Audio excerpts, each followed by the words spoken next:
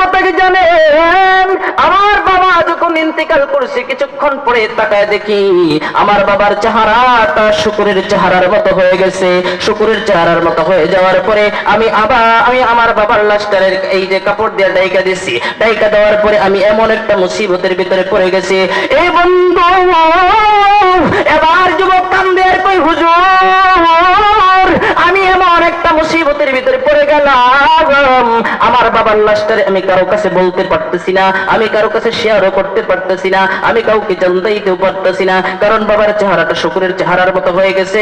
এখন যদি আমি মানুষের সাথে বলি তাহলে বলবে বাবাও ছিল হারামি, পুতো হয়ে গেছে হারামি, এর মেয়েরা ফেলা।